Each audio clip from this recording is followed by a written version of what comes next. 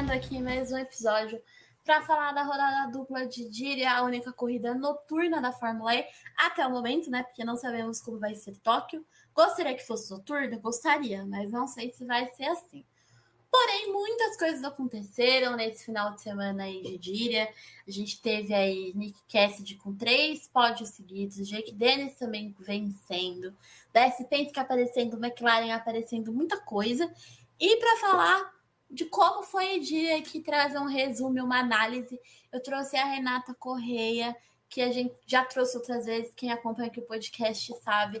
Renata cobra a Fórmula E desde a primeira temporada da categoria. É um nome muito forte aqui para quem acompanha a Fórmula E. Então, eu queria agradecer mais uma vez, Renata, pela sua participação aqui no Entre Fórmulas. Obrigada, Sônia. Obrigada mais uma vez pelo convite. Muito bom, né? Falar da Fórmula E. É muito legal também quando a gente encontra pessoas que também curtem e gostam da categoria, né? É muito bom saber que eu não estou sozinha nessa. Eu sempre falo isso, porque eu gosto sempre, né, de conversar. A gente conversa não só aqui no podcast, mas também nos bastidores, né? A gente conversa muito sobre a categoria. E mais uma vez, muito obrigada. E bora lá falar sobre essa rodada dupla, né? Que aconteceram muitas coisas.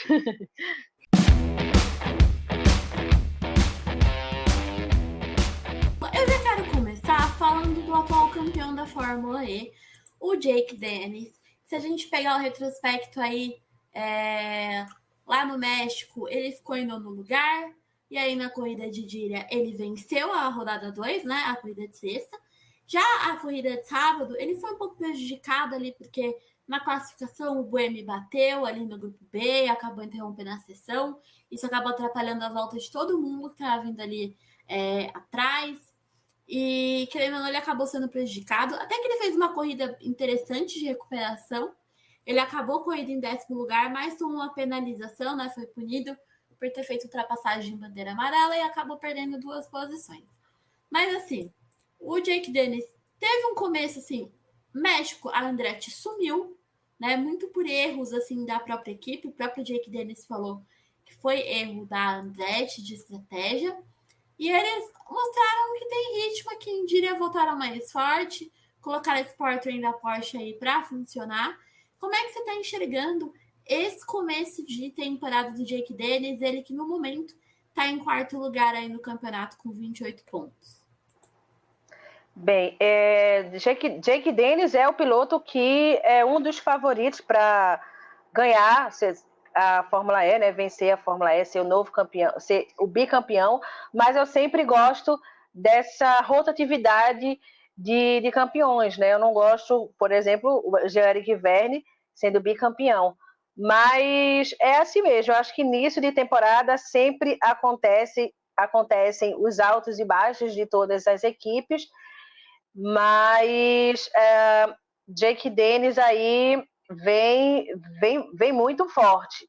Ele provou isso na corrida 2, da corrida 1 de Darya, né, de Diriyah. Mas na corrida 2 já foi totalmente diferente, porque a Fórmula E é assim, né, Sônia? Muito diferente na rodada dupla. Pode uma equipe, um piloto ir bem, como na segunda, e totalmente diferente do que foi o resultado, e foi isso que aconteceu, né? Então vamos ver o que vai acontecer, e principalmente nessa corrida do E-Prix daqui de São Paulo, né? Que ano passado foi maravilhosa a corrida. A corrida foi maravilhosa para quem tem powertrain da Jaguar, né? O Jake Dennis estava naquela onda de azar dele lá, que toda hora alguém batia nele, e aí São Paulo foi desastroso. Mas vamos ver como é que vai ser um outro ano, um novo capítulo. E a gente não pode esquecer que esse trem de força da Porsche é muito forte. Eu acredito que no sábado, se ele não tivesse sido prejudicado pela questão do Buemi ter batido na classificação, eu acho que ele teria conseguido largar de uma posição melhor. Talvez ele teria ido para os duelos. Não sei se ele chegaria a ter pole, né? Mas é porque eu senti mais, assim, a Jaguar um pouco mais encaixada nesse começo do que a Porsche, apesar de a gente ter tido um bom desempenho do Pascal Wehrlein. Mas acho que o treino de força da Jaguar está desempenhando um pouco melhor nesse momento. Mas é muito começo do campeonato. Como você falou, tudo pode acontecer. A gente agora vai também ter muitas pistas que variam bastante, né? Tem São Paulo, tem Tóquio, que ninguém sabe como vai ser a primeira vez, vem logo depois de São Paulo. Depois a gente vai ter Berlim, vai ter Mônaco, Portland, a gente vai ter corridas né, de novo em autódromo, Portland, Xangai, na China, e a gente também vai ter a corrida em Misano, na Itália, que também é em autódromo, então, assim, vai ter muita variação, né? Já aproveitando o gancho que eu comentei da Jaguar, Portland da Jaguar, vamos falar da Jaguar? Porque, assim, Mitch, né? Mitch Evans e Cassie, de amigos de infância, piriri, melhores amigos, tá. Disseram que nada abala a amizade deles. Só que assim, sexta, Mitch Evans tava lá brigando pelo. Tava ali na terceira posição, brigando com o Verne, querendo chegar lá na frente, porque já não dá mais pra aguentar alcançar o Jake, né? Mas tinha aquela questão da briga entre eles. Ele foi certo de arriscar o Mitch. Só que acabou não dando muito certo. O Verne fechou ali a passagem, o Mitch acabou batendo na roda dele, foi um pouco para fora, voltou, e nisso, dois carros que vinham atrás acabou passando o Mitch, e por consequência, quem acabou ficando com o pódio foi o Cassidy, né? O Cassidy acabou pegando esse pódio que estava na mão do Mitch Evans, lembrando que o Cassidy já tinha ficado em terceiro lugar no México.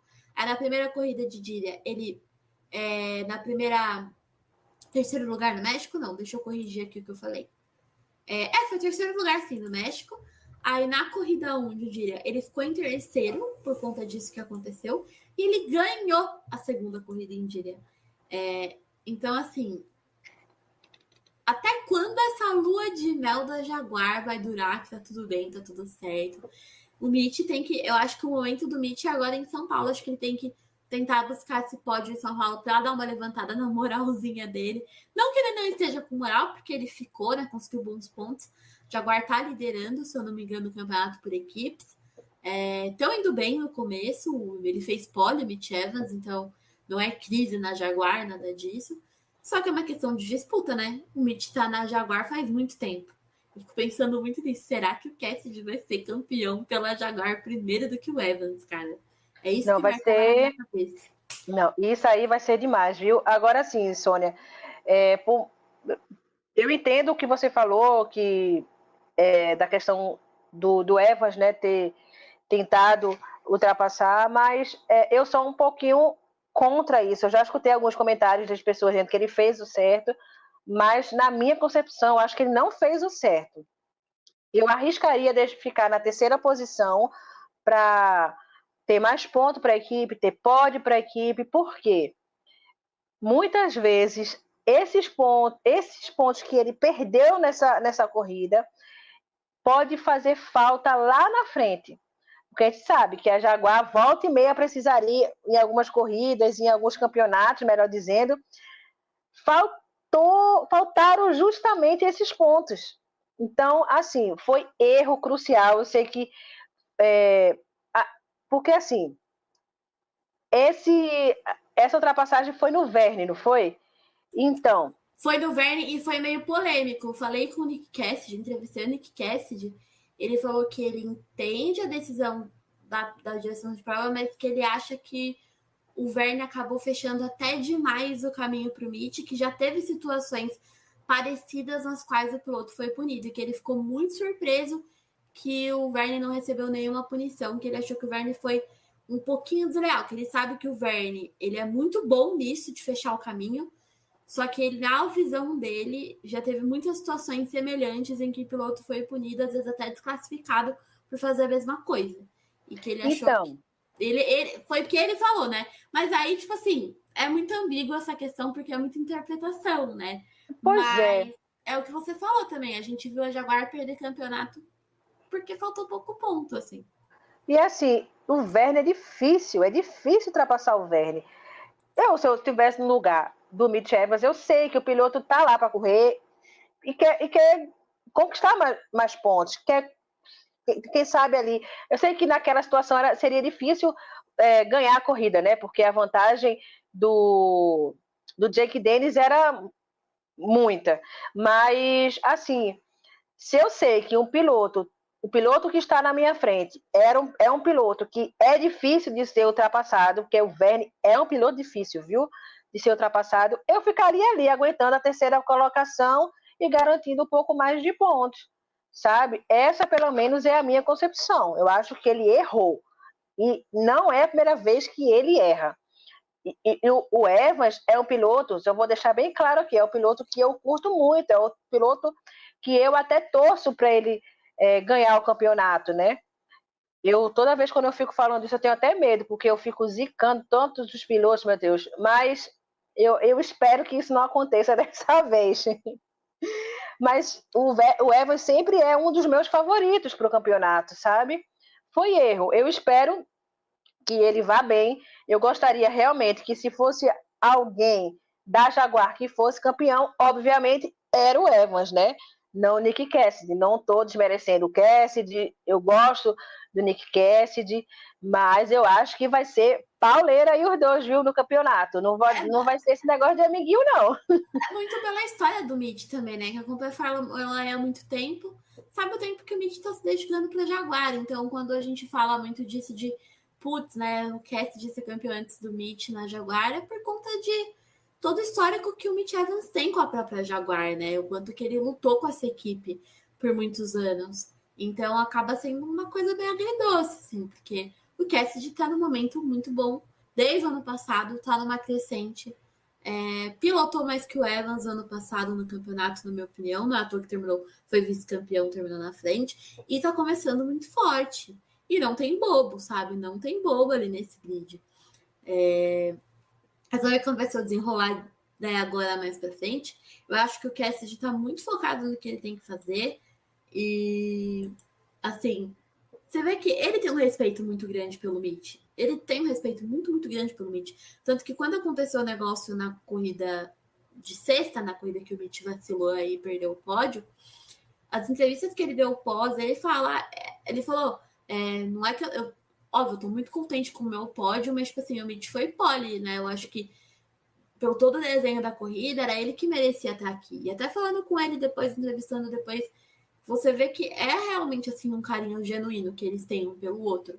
Só que ele fala, tipo, eu que se fala, mas isso é automobilismo, assim, eles estão competindo e só um é campeão, né? Então, vamos ver como é que vai ser desenrolar toda essa história aí de Cassidy Evans, porque, olha, vai ser pegado.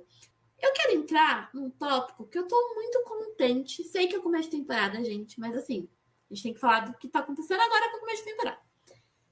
Eu tô achando muito interessante a Nissan e a McLaren. Eu vou colocar as duas juntas porque a gente sabe, né? A McLaren usa o powertrain da Nissan, o trem de força da Nissan. E pegando tudo, desde o México, eu tô gostando muito do desempenho. A gente sabe que não são equipes que, tipo assim, vão brigar lá na frente, como uma Porsche, como uma Jaguar, mas são equipes que podem beliscar um pódio aqui ali, uma pole ali. Aqui a gente viu o Oliver Rowland pegando a pole, né, na corrida 2 em Díria e ficando em terceiro lugar na corrida. Só que até antes disso mesmo, lá no México, a gente também viu eles largando dentro do top 10, o Sacha, o Rowland tendo bons resultados desde o México, não só a Nissan, como a McLaren também. E foi muito legal que a McLaren ficou na corrida 1, né, de Díria na sexta-feira em P4 com o Bird, fez uma baita corrida. O Bird, cara, fazia tempo que eu não vi o Bird correr do jeito que ele correu na corrida de sexta-feira, assim, em Díria. Foi muito bom ver isso. Acho que para a confiança do Bird também é muito bom esse momento. Dá para ver o quanto ele tá feliz na McLaren, enquanto ele tá se sentindo acolhido na McLaren. E no sábado, ele teve uma falha técnica ali, infelizmente, teve um problema no carro, mas porque sofreu um contato. Mas o Jake Hughes ficou em P4 pela McLaren no sábado também. Então, tá tendo um desempenho muito sólido. E a Nissan é a mesma coisa, assim, a gente tá vendo eles aparecendo, largando de posições melhores, terminando dentro do top 10 os pilotos. E é muito importante para essa briga aí de talvez ficar em P3, P4, P5 pelo campeonato de equipes, né? Então eu tô bastante feliz com esse começo de McLaren e Nissan, bastante otimista. A gente sabe também que a Nissan tá com a... Eu adoro ela, amo o trabalho dela, sou muito fã do trabalho dela, que é a Cristina Manias Fernandes, que por muitos anos foi a engenheira de performance do Mitch Evans na Jaguar, e ela saiu da Jaguar e ela entrou na Nissan como engenheira-chefe de performance. Então ela cuida da operação ali como um todo, dos dois carros, botando ordem na casa ali da Nissan, botando o povo para trabalhar, que eu brinquei no Twitter, fiquei falando, olha, pode botar esse resultado do Oliver Rowland no bolso da Cristina aí, porque a mulher chegou para botar os marmanjos da Nissan para trabalhar. Mas como é que você está vendo aí esse começo de Nissan e de McLaren? Se você está otimista, se você acha que eles podem entregar uma coisa melhor do que eles conseguiram fazer ano passado? Olha, falando um pouco da McLaren e da Nissan, né? Olha, eu fiquei muito surpresa. Eu fiquei muito surpresa quando a McLaren colocou lá o Sam Burton como piloto. Eu fiquei, meu Deus, o que danado é que a McLaren está fazendo para levar o Bird, né? Pelo histórico da temporada passada, né? Com a Jaguar. Mas eu vou te dizer, foi uma surpresa. Eu estou sentindo, na verdade, eu não sei se você percebeu isso também, Sônia, mas o Bird está com uma fisionomia assim, muito mais feliz, sabe? Me passa a impressão também de que ele está ali na McLaren para desenvolver melhor a equipe, sabe? Porque o antigo piloto, toda vez eu esqueço o nome dele, me lembra aí, Sônia? O René Haas? O René Haas. Eu acho que o René Haas não conseguiu fazer isso. E o Wilkes, ano passado, foi piloto novato, então, assim, um pouco difícil, né? E, assim, nessas duas corridas de Diriá, foi muito bem. Quarta posição foi ótimo. Foi muito, muito bom, sabe? Tanto é que eu coloco até na próxima corrida o Bird como o meu pódio. Mas estou super feliz pelo desenvolvimento do Bird. O Wilkes também tem saído bem na corrida 2, como você falou, ele ficou na quarta posição, ainda é o segundo ano dele, e vamos ver o que é que vai dar, assim, com o Wilkes, né? Agora, se tratando da Nissan, na corrida 1 foi meio... Não foi bem não, mas na corrida 2, aquela pole do Roland foi, assim, inacreditável, porque apesar também da Nissan ser uma das equipes que eu apostaria que iria sair bem, mas ela não é uma equipe que passa tanta confiança assim, né? Não é uma equipe que rende tanto assim, né? Para falar a verdade, ela não é uma equipe que se mostra tanto na Fórmula E. Eu acho que é melhor dizendo assim. Apesar de que só lembrar, né, que a Nissan é a antiga Renault, né, que usa também Renault por trás, né? Então é uma equipe boa, é uma equipe forte, certo? Que se você for no retrospecto, é a equipe que Buemi foi campeão da Fórmula E, foi com a equipe da Renault, que é essa equipe Nissan. Então, assim, Roland também é um piloto. Assim, não é porque ele foi pole, não é porque ele terminou a corrida 2 na terceira posição, mas, assim, eu não sinto tanta confiabilidade na pilotagem do Roland. Ele não é um piloto que aparece tanto nas corridas, mas na corrida 2 ele meio que chegou, literalmente chegou chegando. Tipo assim, eu vou fazer, fez motorserviço e pronto. Mas vamos ver. Vamos ver. O Roland é aquele piloto que na primeira crise que tem na equipe ele vai embora, né? Já larga no meio do caminho e pronto, como ele fez isso na equipe da Mahindra na temporada passada, né? Então, assim, é meio estranho isso, assim, mas tudo bem. Terceiro lugar, pódio, pole, conquistou mais pontos aí pra Nissan. Se a gente pegar o retrospecto do Roland, ele sempre foi esse piloto. Tipo assim, ele não é. A gente sempre fala isso aqui, né? Não é um piloto pra título, não é nada disso. Mas ele é um piloto que ele sabe aproveitar a oportunidade. Se ele tem a oportunidade de buscar um pódio, ele vai buscar, né? O Sasha é a mesma coisa que o Hughes, ele tá no segundo ano. O Sasha, ele tem aquela afobação de novato, e o Sasha tem um. Porque assim, eu sempre falo isso. A McLaren ela é uma equipe muito melhor estruturada do que a Nissan. E não falo isso só porque falam que herdou a estrutura da Mercedes, tem muito funcionário que era da Mercedes para a McLaren. Não só por conta disso. Mas eles têm um chefe de equipe que é muito bom. Eles têm engenheiros que sabem se comunicar muito bem no rádio. A Nissan, ela tá passando por um processo de reestruturação. Eles trouxeram a Cristina Banias agora, eles estão trazendo outras pessoas, eles estão trazendo novas peças, eles Até o próprio Sasha Fenestras comentou que ano passado eles estavam nessa reestruturação, porque tinha a Nissan tinha uma ligação com a iDance, e a iDance saiu, então a Nissan tá 100% Nissan. Então tem toda essa transição também que a equipe ainda tá passando.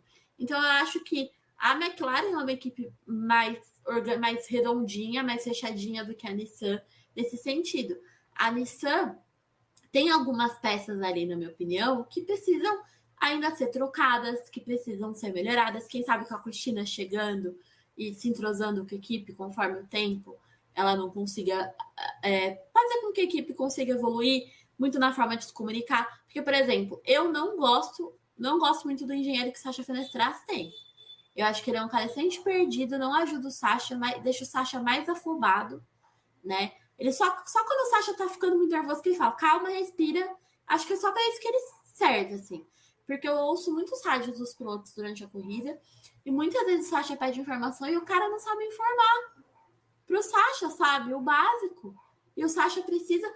Você precisa do seu engenheiro de pista ali com você. Principalmente essa galera mais que é novato na categoria, né? Então, acho que isso acaba também prejudicando muito a performance do Sasha dentro de pista, porque é um trabalho em conjunto, ele precisa que o engenheiro dele esteja alinhado com ele dentro de pista, né? O Roland já tem muito mais tempo de Fórmula E, querendo ou não, ele já entende muito melhor o campeonato, ele já sabe administrar isso muito melhor. E ele não é bobo, o Roland não é bobo, ele sabe aproveitar as oportunidades que ele tem. Né? Mas eu tenho a mesma opinião que você, eu não confio tanto no Roland nesse sentido pelo retrospecto dele, pelo que a gente já viu que já aconteceu.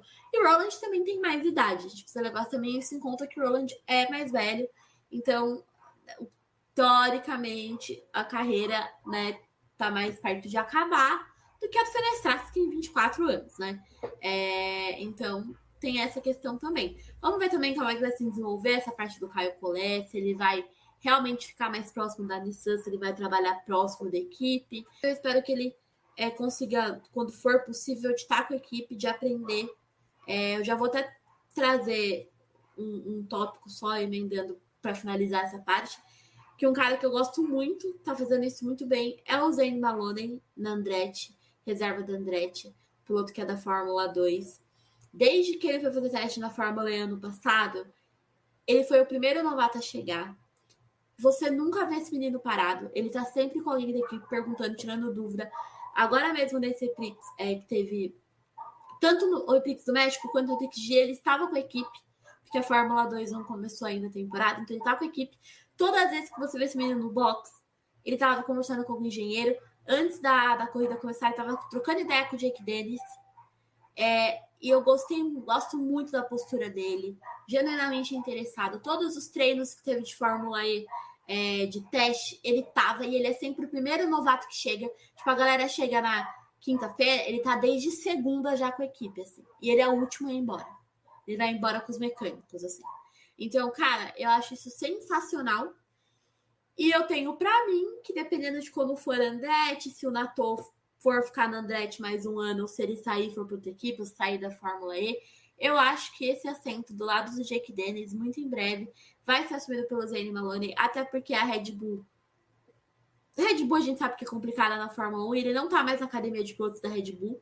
Ele era um nome que era uma promessa para a Red Bull, e a Red Bull cortou um monte de gente da academia de pilotos dele, e o Zane Maloney foi um desses nomes. Então eu acho que ele tá aproveitando a oportunidade dele com o Andretti, até porque a Andretti está tentando ir para a Fórmula 1. E pode ser um caminho para o Zane Maloney aí, se ele cair nas graças do Michael Andretti.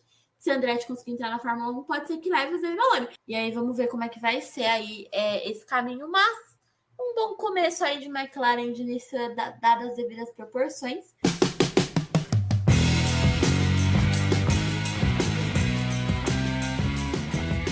Outra equipe que eu também quero saber muito a sua opinião. A gente falou de Verne, mas a DS Penske também começou de uma forma muito boa, com os dois pilotos. O Van Dorn bem mais discreto, obviamente, mas mesmo assim, beliscando uns pontinhos, ficou em quinto lugar na rodada 3. Na rodada 2, ele não chegou a pontuar, mas também conseguiu pontuar lá no México. Então, assim, me surpreendeu Claro, a gente sabe que a DS, pô, foi quinto lugar no campeonato de equipes ano passado. Tem 2 pilotos muito bons, pilotos que foram campeões da Fórmula E. Eles conseguiram pódios ano passado, teve pole também. Mas o Verne, ele falou quando acabou a temporada passada que ele ia entrar de férias, que quando acabasse as férias ele ia pra fábrica e ia botar todo mundo pra trabalhar, que ele queria um carro melhor. A gente sabe que não dá pra fazer muita coisa, não dá pra fazer milagre, porque o powertrain tá congelado, né, essa temporada, só ano que vem que eles podem, de fato, fazer uma alteração mais efetiva. Mas a gente vê que, pelo menos, desenvolvimento de software, uma melhora ali no setup, eles fizeram e eles começaram de uma forma mais consistente. Eu tô gostando de ver o Verne agressivo. Senti a falta de ver esse Verne agressivo que vai pra cima mesmo. E eu tô gostando muito de ver o Verne assim. Muito mesmo, assim. É a mesma alegria que eu senti com o Sunbird agora na McLaren. Eu tô muito feliz de ver esse começo do Verne. Não sei como vai ser o resto, mas pra você. Olha, eu também gostei muito da atuação do Verne. Eu acho o Verne muito, muito mais piloto do que o Van Dorn. Van Dorn, Isso com certeza. olha, foi uma sorte danada o Van Dorn ter sido campeão da Fórmula E. Mas estava com saudade desse Verne, assim, querendo ganhar uma corrida, sabe? Querendo disputar a corrida. Foi muito, muito boa a corrida. Eu gostei muito do Verne. Eu espero que ele vá bem nas próximas corridas, mas vamos ver o que vai dar, né? Porque, como você falou, né? O Powertrain continua o mesmo, a DS não é DS Tech Sheet, é DS Penske, então muita coisa mudou. O lado E Penske pesa, né? O lado Penske. lá do Penske que pesa, com certeza.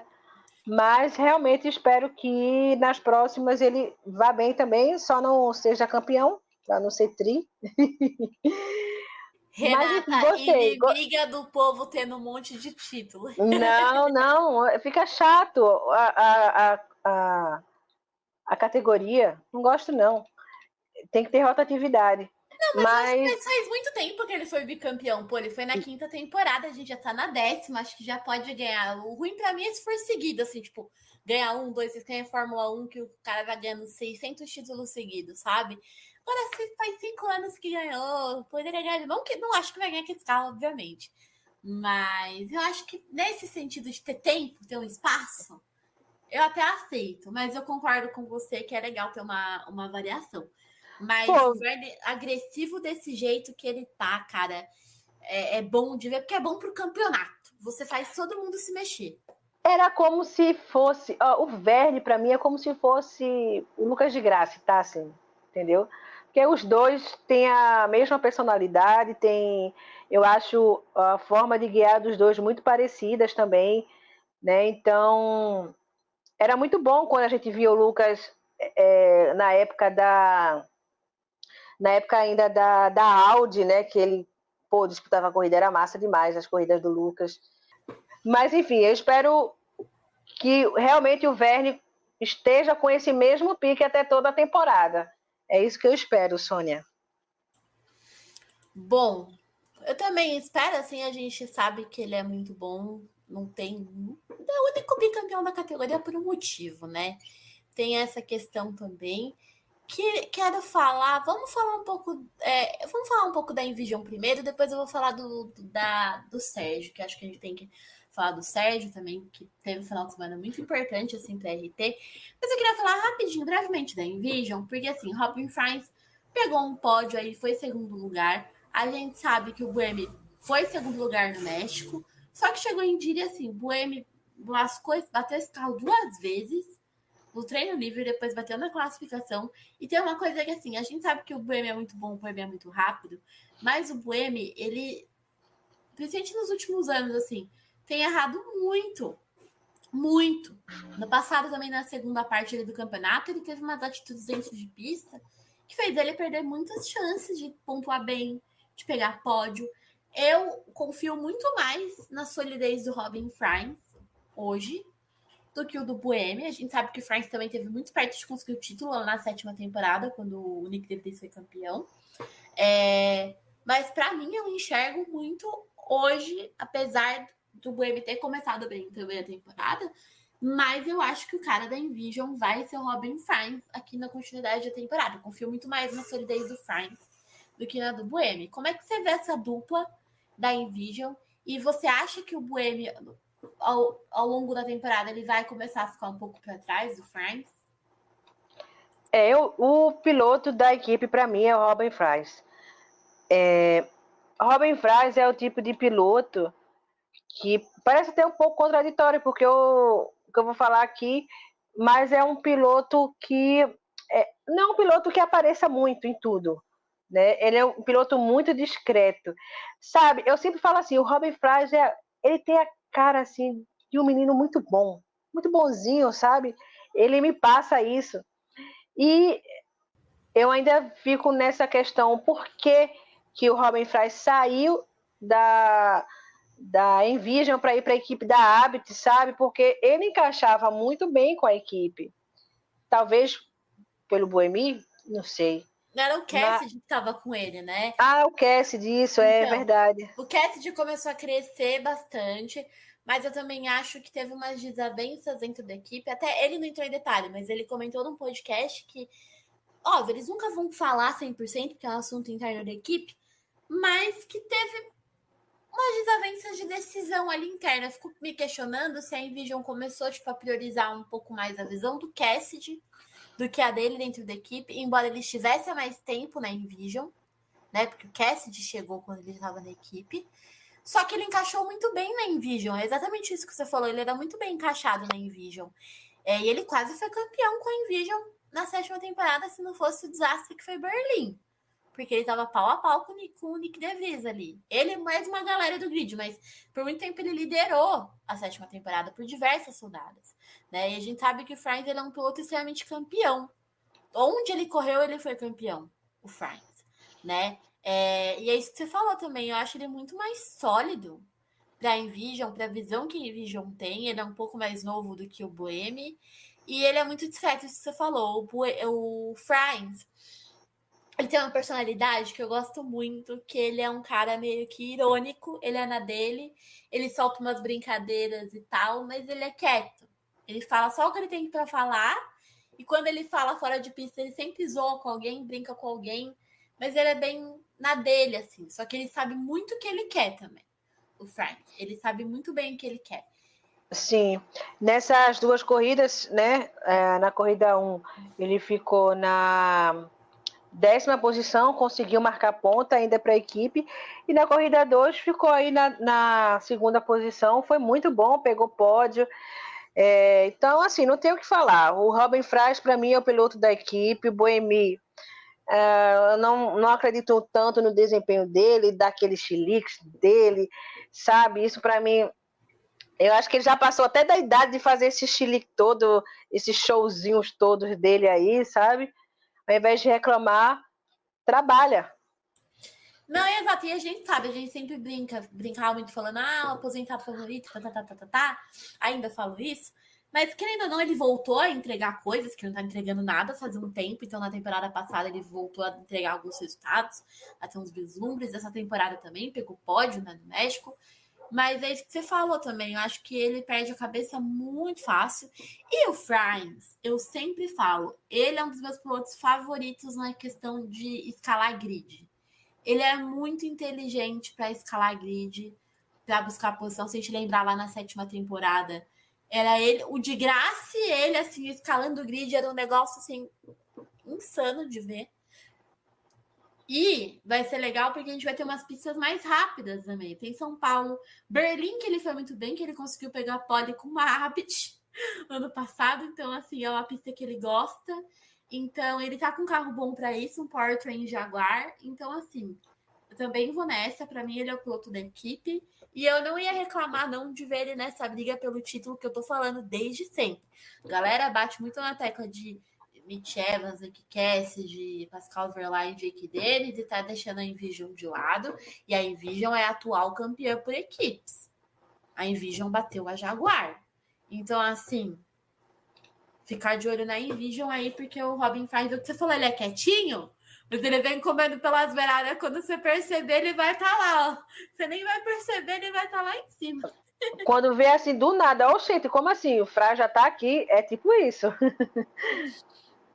Quero muito, muito falar agora do Sérgio Sete Câmara, que a gente gosta muito, a gente é clubista com o Sérgio aqui, mas ano passado eu critiquei bastante também o Sérgio aqui, principalmente na segunda metade. Segunda metade não. Depois de São Paulo, assim, por conta de, né, tá precisando se concentrar mais, acho que tá muito disperso. A gente sabe que esse carro da RT anda para trás, esse carro da Ex-1000 anda para trás. É difícil, mas a chance da RT é classificação. Classificando bem, largando lá da frente, eles vão perder posição, mas eles têm mais chance de terminar na pontuação. E o Sérgio fez um final de semana muito forte mesmo. Pô, ele conseguiu largar da quarta posição na corrida 2.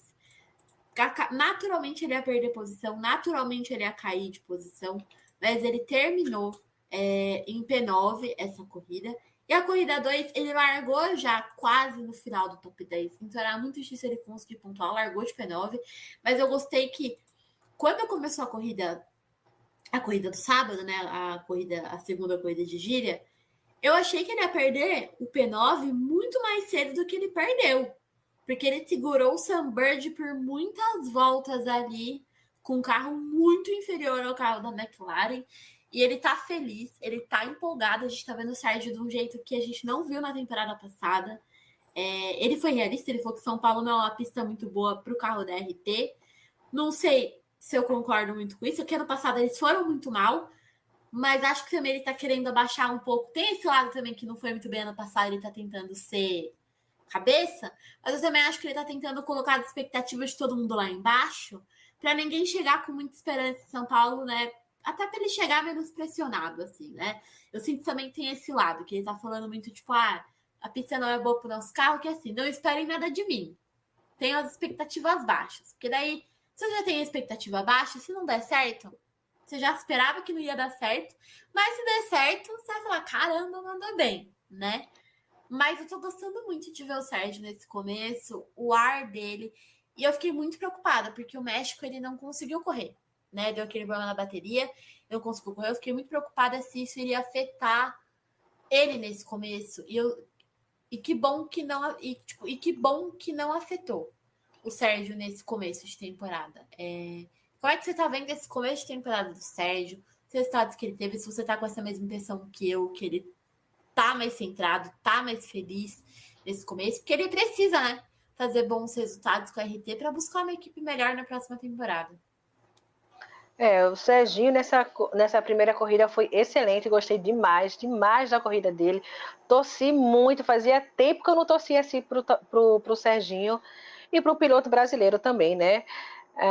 Mas foi muito, muito bem, realmente, como você falou, a classificação dele foi o que definiu. A gente agora já sabe, né? A gente que está assistindo, né, a corrida, tem que esperar uma boa classificação. Se Serginho não classificar bem, esquece que ele não vai conseguir pontuar. Infelizmente é isso, o carro da RT perde muito rendimento na hora da corrida, e isso é um fator muito crucial. E ainda bem que ele terminou na corrida 1 em nono, né? Pelo menos conseguiu aí 2 pontinhos, foi maravilhoso, foi muito, muito bem. A largada dele também foi muito boa, do Serginho. Ele é um piloto muito agressivo, ele não tem medo de arriscar, isso é muito bom também. E principalmente acontecendo uma corrida tão boa assim, dá um gás assim, né? Porque, pô, na corrida 1 do México, ele não correr é bem frustrante, né, para o piloto. E logo na corrida seguinte ele já ir tão bem assim, é muito bom. É bom porque ele também ele encaixa bem na corrida de São Paulo. E tá falando muito da corrida de São Paulo, né? Acho que ele deve estar tão empolgada, né, Sônia, para a corrida de São Paulo, que já tá meio que quase fazendo um esquenta aqui da corrida de São Paulo também.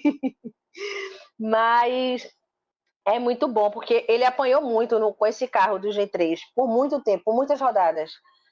E tá iniciando essa 10ª temporada nesse ritmo que ele tá muito bom. E assim, não espere o Serginho por pódio, isso não. A gente tem que torcer para o Serginho para pontuar e ir muito bem nessa temporada, porque assim, a gente não aguenta sofrer tanto não com o Serginho não, pelo amor de Deus, é Dragon, foi Dragon, é RT, Serginho merece uma equipe melhor, sabe? E a gente sabe que eu já vi entrevistas, né, do ano passado e os pilotos falavam muito bem do Serginho, né, do quão o Serginho é um bom piloto. Então, assim, tá na hora do Serginho mudar de equipe para a próxima temporada, mas antes disso acontecer, obviamente, ele tem que ir muito bem nessa temporada, ele precisa terminar à frente do Dan Tickton. Ano passado foi a primeira vez na Fórmula E que ele terminou o campeonato atrás do seu companheiro de equipe, e eu percebi também uma coisa, eu vi no Twitter do Sam Smith, né? E o Sam Smith é o jornalista do site The Race. E aí ele colocou no Twitter uma foto do Serginho, tanto na corrida 1 quanto na corrida 2, e diria que ele estava muito concentrado. Então, assim, pode ter certeza que o Serginho tá assim com a faca nos dentes para poder ir super bem nessa temporada. E eu espero que ele vá bem. A minha maior torcida é essa, que ele marque ponto, que ele leve a equipe para ficar pelo menos em penúltima colocação, porque assim, Dan Tickton sumiu também nas 2 corridas, o companheiro dele. Eu não sei se a Sônia tem alguma informação. Penúltima colocação, não, pelo amor de Deus, que a gente tem Mahindra para ser pior que eles. Eu quero, assim, para mim, assim, a minha torcida é RT na frente, não sei se da Abt, porque assim, eu sei que a Abt tá sofrendo nesse começo, mas a gente ainda tem muita corrida pela frente, e eu acho que a Abt ainda vai conseguir beliscar uns pontinhos aí, porque tem o Lucas de Graça, e o Nico Miller foi muito bem na segunda parte do campeonato passado. Pistas de Berlim, de Mônaco, beneficia bastante eles. Mas eu quero que a RT termine pelo menos na frente da Mahindra. Na frente da Mahindra tem que terminar. Não aceito terminar em último, RT. E o que você falou é sensacional, você falou disso do Sam Smith, porque a foto do Sérgio, ele concentrado ali, focado no trabalho dele, é crucial. O Dan Tickton, ele tá tentando evoluir também a questão da personalidade dele, do gênio dele. Achei uma coisa interessante que ele teve problema no carro, não sei se foi na corrida 1 ou na 2 de gira, que ele foi pro box, pro pit lane, e depois ele voltou pra pista, porque teve que só trocar uma peça e ele voltou. Eu achei que ele ia ficar reclamando no rádio, mas ele ficou dando as voltas dele ali, fazendo as coisas dele, tipo, coletando dado pra equipe, na paz do senhor. Então, assim, ele tá tentando melhorar no comportamento, só que ele não começou muito bem, só que o Tickton pode crescer. Então, é o Sérgio manter a concentração, fazer o melhor que ele conseguir fazer com esse carro, porque é importante ele conseguir terminar dentro do top 10 o máximo possível nas corridas. Porque você aparece mais na transmissão quando você está dentro do top 10. As pessoas, quando falam da corrida, sempre comentam. Quando comentam de resultado de corrida, é natural do automobilismo. A galera sempre fala do top 3, e quando vai lá um pouco mais fundo, fala do top 10. Ninguém repara muito atrás. E uma coisa que eu já reparei até quando eu teve live no seu canal, que eu participei, eu comentei sobre isso. Ano passado, a gente não via nada do Sérgio em transmissão. A gente não via nem trecho de vídeo do Sérgio na Fórmula E. O Sérgio tem umas 4 cortes de rede social da Fórmula E com volta do Sérgio, que era uma coisa que ele tinha muito na Dragon. Mesmo que ele ficasse atrás na Dragon, como ele se destacava na classificação, o Sérgio sempre era comentado nas transmissões. Sempre tinha corte da pilotagem do Sérgio. E é uma coisa que a gente não viu. Temporada passada ele sumiu. Ele sumiu, tipo, total. E isso é muito importante. Ele tá aparecendo. É muito importante ele ser visado pelas outras equipes. Então, eu fico muito nessa torcida aí também, para que ele consiga desempenhar bem, pegar o máximo de top 10 possíveis, para ano que vem a gente ver ele numa equipe melhor, até porque ano que vem tem mudanças de powertrain. As equipes podem alterar o powertrain, podem fazer mudanças, e aí vai ser muito legal de ver o Sérgio no lugar melhor. Chega de sofrer, pelo amor de Deus. A gente não aguenta mais, né, Renata?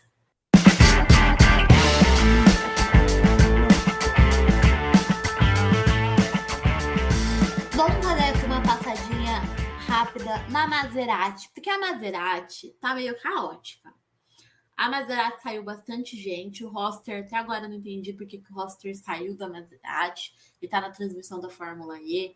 Tem muito papo aí de que ele vai assumir como chefe de equipe da Mahindra na próxima temporada, porque a Mahindra tem um baita de um projeto para partir do ano que vem, que a gente já sabe disso. Tá no site da Inter Fórmulas, textos sobre isso, da Mahindra indo atrás de bastante gente aí de Fórmula 1, da Mercedes, quer ver se traz a Mercedes de volta aí com eles. Tem todo esse rolê da Mahindra. Mas assim, a Maserati começou a temporada sem chefe de equipe anunciado. Até o momento a gente não sabe quem é chefe de equipe da Maserati. Tá? Esse bolo aí que eles estão colocando outra pessoa ali para comandar. Teve gente de engenharia que essa semana mesmo já mandaram para mim, saiu. Teve um cara que, se não me engano, era de uma posição chave de engenharia da Maserati. Ele anunciou essa semana no LinkedIn dele que ele tá saindo para ir para Alpine na Fórmula 1. Então, assim, muita questão interna na Maserati. Tá um meio caos assim, interno na Maserati. Tá meio incerto quem manda, quem comanda. Mas, por outro lado, Maximiliano Ginter está me surpreendendo, porque ele está bastante concentrado no que ele tem que fazer. A gente sabe que o powertrain da Maserati não tem toda essa força do mundo, é tipo uma DS, né? Só que assim, o Gunter foi P4 no México, ele pontuou em todas as corridas até aqui, foi P4 no México, foi P7 na corrida 1 de Díria e ele foi P9 na corrida 2 de Díria. Então ele começou bem sólido e é importante esses pontos, porque a gente sabe que essas pistas, o Ginter não é tão bem assim, mas tem pistas que ele corre bem melhor, como Berlim, né? Jacarta não tá esse ano, infelizmente, que era a pista que ele dominava, não tá no calendário, mas eu acho que ele pode se sair bem em Xangai, ele pode sair bem em Misano, tem que ver como é que vai ser. Mas acho que ele vai beliscar uns pódios aí mais pra frente. Então ele beliscar esses pontos agora é bem importante. E eu tô gostando bastante desse começo, assim. Eu tô sentindo que o Ginter realmente tá focado em ser o nome desse time, em buscar resultados, em brigar por alguma coisa ali dentro, né? Sem dúvidas, eu acho que o Ginter é realmente o piloto da equipe, até porque o Daruva lá não tem como, né? Não por ele, assim, mas é por conta de que o Darúvula é o estreante da categoria, é o único estreante da categoria dessa temporada.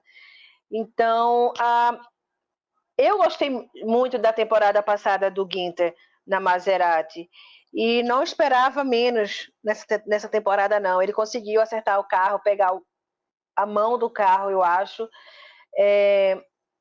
Obviamente, com o que você falou, dessa questão da própria equipe, eu acho que também talvez possa influenciar um pouco os dois pilotos, porque quando você não tem uma organização bem feita, o piloto sempre sofre, né, com isso. Assim como você falou da equipe da Nissan, com o engenheiro do Sacha Fenestraz, que não sabe o que fazer. Então, vai desse encontro também. Mas, como o Ginter já conhece o carro, né, conhece um pouco da equipe, eu acho que ele vai conseguir acertar bem essa temporada. E essas duas corridas também gostei muito. O mais importante, se não conseguir pódio, é pontuar. E foi isso que ele conseguiu, né? Pontuar. Na corrida 2, ainda falando da dupla, né? O Darúvala, né? Que ele ficou na quinta posição com a Maserati. Foi engraçado que quando ele foi passando de fase, ele falou assim, acho que não lembro se ele chegou na quarta de final, foi quarta ou foi quinta de final, não lembro. Ele falou assim, eu nunca mais, eu não sei como é que eu faço isso, sabe? E foi engraçado, porque realmente foi a primeira vez, e foi muito bom, porque mesmo todo mundo falando mal do Darúvala, mesmo estreante, ele conseguiu chegar a uma boa colocação no Qualify, na quinta posição. Então, assim, obviamente que o Darúvala, para mim, eu não colocaria o Darúvala na Maserati, mas não está sendo tão ruim assim, não. A gente também não pode tacar pedra porque ele é estreante da categoria, mas enfim. E aí, ele tá estreando nesse caos da Maserati, né? Porque o Ginter já conhece a equipe, então ele tá chegando numa equipe que não tá estruturada, porque a Maserati tá se reestruturando com a temporada em andamento. Só que pro Ginter, tipo assim, pro Darúvula é tudo novo. Todo mundo é novo. Pro Ginter, não. Tipo, saiu um cara, saiu outro cara, só que os engenheiros o engenheiro dele saiu, né? Assumiu outra posição dentro da equipe, foi virar engenheiro-chefe da equipe. Só que o assistente do cara virou engenheiro dele, ele já conhecia o cara, então eles se comunicam bem dentro de pista, né? Então, nesse sentido, funciona. Mas tem outros pontos que é mais difícil. E o Darúvula é o que eu falo. É diferente do Sasha Fenestrazzi e do Jake Hughes, que entraram no passado, só que eles entraram no passado no grid da Fórmula E, só que eles estão com a Fórmula E desde 2020. Eles são reservas na Fórmula E desde 2020. O Darúvula não é. O Darúvula virou reserva ano passado da Mahindra e ele estava na Fórmula 2. Então, o contato dele com a Fórmula E era muito pouco. Então, ele está tendo basicamente uma experiência com o carro agora, né? Então, tem que ter essa paciência. A mesma paciência que tiveram com o Hughes e com o Fenestras, tem que ter com o Darúvula. Então, esse ano, independente, ele tem o Vale Novato, né? Nesse ano. O VN, né? Você falou do Vale Novato, eu até gostei dessa expressão que você usou. Vale Novato é o VN. Agora, né, a gente tá chegando um pouco no fim, eu vou trazer passada mesmo. Eu nem vou comentar, porque não fizeram nada, não teve nada, o carro tá sofrido, porque esse powertrain da Mahindra é uma porcaria. Eles já cortaram o contrato deles com a Mahindra, então a partir da próxima temporada a Abt vai ter um powertrain novo, que ainda não sabemos qual, talvez seja a Porsche, né? E aí a história pode mudar de figura, porque a Abt tem uma equipe bem estruturada, tem uma organização bem estruturada. O problema da Abt é esse powertrain que é muito ruim da Mahindra, né? A Mahindra, vou só fazer um comentário bem rápido, que apesar de eles não estarem conseguindo nada, porque esse powertrain é muito ruim, eu tô gostando muito do desempenho do Eduardo Mortara. Tá discreto porque ele tá na Mahindra, ele não vai aparecer mesmo. Só que ele tá andando muito melhor que o Nick De Vries, que tá voltando agora, então ele tá tendo que se acostumar com esse carro do G3, porque ele não pilotou esse carro no passado. Mas ele tá sofrendo bastante, assim, a gente vê às vezes o De Vries até atrás do Darúvula, em alguns momentos. Em classificação, em treino livre. Mas o Mortara tá indo bem dentro do que esse carro da Mahindra pode entregar. Ele tá conseguindo fazer o que o de Graça fazia na Mahindra no ano passado. De colocar esse carro em P13, de colocar esse carro em P15, em P12. Então, por enquanto, tô achando interessante. Não tem muito o que fazer com esse carro da Mahindra, porque anda de ré, né? Mas eu só quis fazer esse comentário mesmo, porque me chamou a atenção, pelo menos, esse comecinho do Mortara, né? O De Vries vai estar apanhando um pouco, e vai apanhar, porque ele não pilotou esse carro do Gen 3. Estava na Fórmula 1, não andou. Não sei se você tem algum comentário para fazer na Mahindra ou não. Eu concordo tudo que você falou, senão vou repetir, né, a sua fala, mas eu sinto um pouco de dó do Mortara, porque eu gosto do Mortara, rapaz, gosto muito dele. Uma pena ele estar na Mahindra, mas, enfim, muita sorte para ele nesse campeonato. Eu acho que, assim, o De Vries e o Mortara estarem na Mahindra não é por conta desse ano, é por conta do ano que vem. Eu acho que quando o Mortara e o De Vries foram para a Mahindra no meio do ano passado, que começou o negócio de contratação, todo mundo ficou, meu Deus, o que eles estão fazendo lá? Como é que a Mahindra conseguiu levar os dois para lá, né? Mas depois que você foi vendo as pessoas que a Mahindra está contratando para esse ano e para o próximo ano, que vai poder mudar powertrain, vai poder mudar tudo, se eles conseguirem essa parceria com a Mercedes, que dominou muito bem do powertrain, se eles conseguirem um powertrain melhor, né? E eles estão trazendo gente de nome, de peso muito grande, tipo, muito grande para partir. Alguns já entraram essa temporada, mas não tem o que fazer, porque vai ter que lidar com esse powertrain. Mas eu sinto que Mortara e De Vries, eles estão nessa equipe para o ano que vem, né? E faz também sentido essa fofoca de que talvez o Roster vire chefe de equipe da Mahindra, porque o chefe de equipe atual da Mahindra é o presidente da Mahindra, né? O Bertrand, ele é a mesma coisa que o de Baidu era antes, que era chefe-presidente da equipe. Ele é presidente e chefe da equipe, só que ele só quer ser presidente. Ele não quer ficar mais nessa posição de chefe, né? E aí, um dos parceiros do Rossiter na Maserati, e que era parceiraço do Mortara, que era engenheiro direto do Mortara e comandava ali a Maserati, o Jeremy também foi para a Mahindra esse ano. Então, tudo está se desenhando para o ano que vem. Então, acho que esse ano eles vão sofrer mesmo, eles sabem que eles vão sofrer. E aí, ano que vem, talvez melhore, porque realmente, para mim, o Davis tudo bem, mas para mim não faz nenhum sentido o Mortado ter ido para lá. Então, se ele foi para lá, é porque prometeram alguma coisa para ele. Agora, se a Mahindra vai cumprir o que prometeu no ano que vem, já são outros 500, né? Aí a gente Era isso que eu ia até falar. Prometer e fazer são coisas totalmente distantes, né? Porque, assim, com o Lucas também prometeram e não entregaram absolutamente nada. Eu lembro perfeitamente de uma entrevista que eu fiz com o Lucas no pós-corrida da Fórmula E, do Eprix de São Paulo ano passado, que ele estava muito ruim.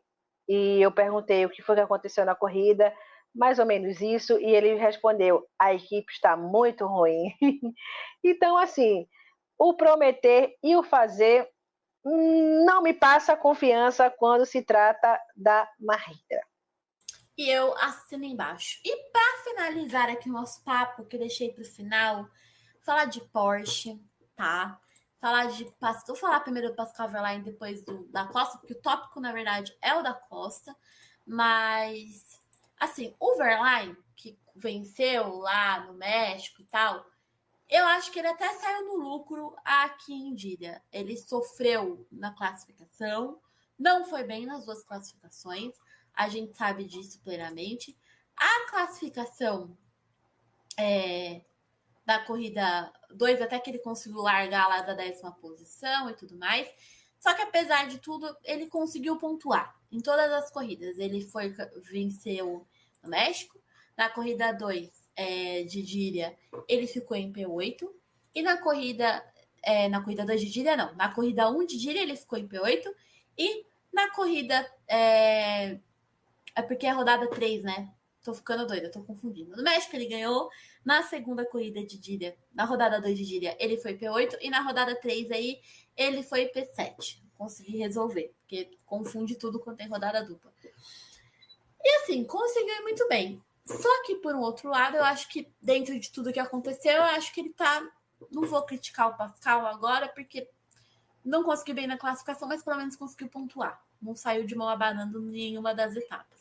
Só que o da Costa tá completamente apático. A gente viu o da Costa sofrendo DNF na corrida do México. Depois chegou em Díria, ele ficou em P16 na corrida de sexta. E na corrida de sábado, o da Costa terminou em P14. E aí, teve duas coisas que para mim foram muito marcantes, que foi as entrevistas pós-corrida em Díria com o da Costa. O da Costa completamente assim. Sabe quando você olha uma pessoa só tem o corpo e não tem alma? Tipo, era muito isso, assim, ele completamente apático.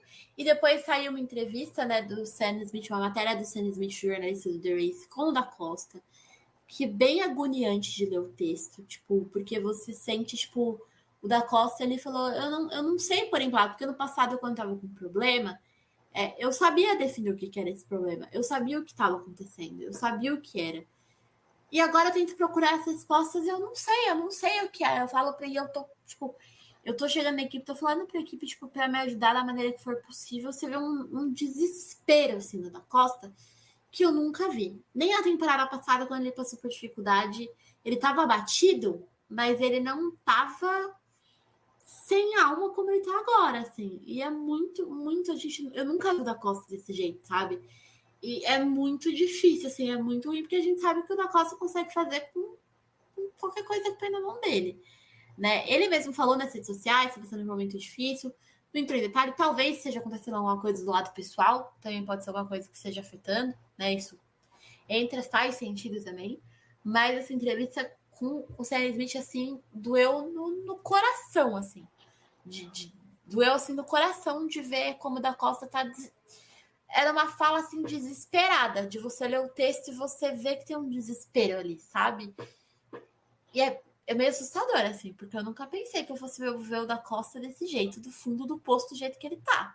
Com o carro da Porsche, que é muito bom, é um dos mais fortes do grid, né? Na verdade, antes de saber dessa entrevista, eu fiquei assim, foi tema de discussão até lá da live e tudo, né? Mas depois que passou, ele falou sobre isso, né? Realmente, quando algo pessoal está afetando, eu acho que independente, né, de ser piloto, acho que a gente mesmo, quando trabalha e tudo, quando algo pessoal nos afeta, vai afetar com certeza o nosso trabalho. E é isso que está acontecendo.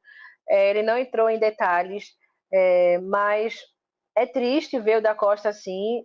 Não gostaria de ver o Da Costa assim, porque eu gosto muito do Da Costa. É o português mais brasileiro que eu já vi na vida. Ele fala muita gíria aqui do Brasil, assim, e realmente ele precisa, né, para melhorar o campeonato, ele precisa realmente passar por cima e correr atrás desse prejuízo, porque realmente é muito triste mesmo. Não, é muito complicado. E vamos ver como é que vai ser São Paulo, né? No passado, se eu não me engano, ele terminou em P4, ele quase catou um pódio, porque na classificação ele foi muito bem. E aí na corrida ele errou, e ele ainda estava se acostumando com o carro. Talvez São Paulo pode ser um momento onde ele possa se reencontrar, quem sabe, né? Ainda mais que aqui a galera gosta bastante do Da Costa. Então acho que seria muito bacana, mesmo que ele não pegue pódio acho que levanta ainda mais a moral do piloto, sabe? Mas se ele conseguir ficar ali no top 5, conseguir um bom resultado, eu acho que estando aqui no Brasil, do jeito que a galera acolhe ele, o pessoal gosta dele, eu acho que ele vai receber uma energia assim positiva que pode ser muito bom para ele para o resto do campeonato, sabe? Então vamos ver, eu vou torcer muito pro Da Costa melhorar. Eu gosto bastante do Da Costa também. Ele é um cara que ele é muito importante aí para a temporada da Fórmula E, para a Fórmula E em si. Ele sempre tipo, tem um carinho grande pela categoria, vai nos lugares e eleva a categoria. E eu gosto muito, muito do Da Costa. E ele é um baita piloto. A gente ganha muito quando ele tá bem. Porque a gente tem mais um piloto brigando e disputando e trazendo boas corridas, boas ultrapassagens. É isso que a gente quer ver. E o Da Costa, ele entrega muito isso, né? Eu acho que ele é um cara crucial para a Fórmula E. Realmente falta ele agora levantar a cabeça e seguir em frente. Levanta, sacode a poeira e dá a volta por cima.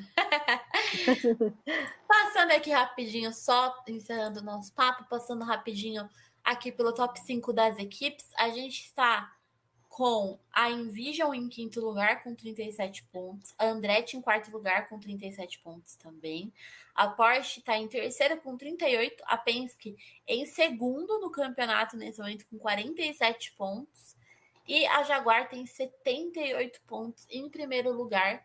E já no campeonato de pilotos, do top 5 para o top 1, o Mitch Evans está em P5 com 21 pontos.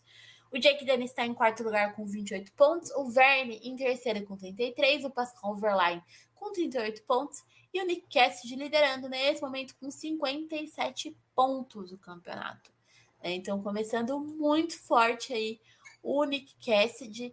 E aí, vamos ver como é que tá. Só para elevação de moral, a equipe do Sérgio tem 2 pontos nesse momento, que foi os pontos que o Sérgio conseguiu. E tá em nono lugar aí na frente da Mahindra e da Abit. Vamos ver se eles conseguem terminar aí na frente da Mahindra e da Abit. E é isso, começo de campeonato. A próxima etapa da Fórmula E, a Fórmula E vai ficar aí um mês sem corrida, praticamente um pouco mais de um mês, porque a etapa que era para ser na Índia em fevereiro foi cancelada por questões políticas lá. Então, quando a Fórmula E voltar para a pista, vai ser no dia 16 de março, em São Paulo. Quem estiver ouvindo aí, tem ingresso aí da Fórmula E, se puder ir assistir a corrida. Entre lá no site da Eleven Tickets, procure seu ingresso e vai assistir, que é muito legal ver a corrida ao vivo. E é isso, vou te agradecer aqui, Renata, pela participação. Muito obrigada por ter topado. A parceria aqui que a gente já tem aí a longo prazo. E aí fala aí onde as pessoas podem te encontrar. Vou deixar suas redes aqui na descrição do episódio. Mas se despeça aí da galera, fala um pouquinho aí do seu canal pro pessoal. Obrigada, Sônia, mais uma vez pelo convite, precisando só chamar. Vocês podem me seguir lá em todas as redes sociais, quer dizer, quase todas as redes sociais é Renata Correia Oficial. Somente no Instagram, que é Renata Correia OF. YouTube, Instagram, TikTok, Tudo é Renata Correia Oficial. Lá tem conteúdos não só da Fórmula E, mas também como conteúdos de mobilidade elétrica, que também é outro assunto que eu gosto muito de falar, porque não tem jeito, minha gente. Automobilismo e mobilidade sempre andam juntos, né? A Fórmula E, como é o laboratório, ou qualquer categoria de automobilismo, é o laboratório para os carros de rua. Então, os dois assuntos fazem total sentido. Então, muito obrigada, Sônia, mais uma vez por esse convite. Precisando é só chamar. Muito obrigada, Renata. Eu vou deixar aqui tudo na descrição do episódio. Também as redes do Entre Fórmulas. Entra no site, tem muito texto. Tem o canal do YouTube também, que eu tô postando vídeo lá, voltando a postar vídeo agora em 2024. Tem toda essa correria. Também tem o Pix do Entre Fórmulas, que eu sempre falo aqui, mas tá na descrição também, que é o entreformulas5@gmail.com. Quem puder colaborar com o trabalho no valor que puder, é só mandar, porque daí tem que pagar servidor de site, tem que pagar programa de edição. E não é fácil ser jornalista independente nesse país, a gente bem sabe, ainda mais sendo mulher, fazendo esse conteúdo de automobilismo. Ainda tem muita barreira aí para ser quebrada. Mas a gente vai fazendo o nosso trabalho e aos pouquinhos a gente vai conquistando as nossas coisas. Quero agradecer demais o apoio de todo mundo. De verdade, assim, o crescimento está sendo muito legal de acompanhar. E é isso, a gente se vê aí num próximo episódio aqui do Entre Fórmulas. Tchau, tchau.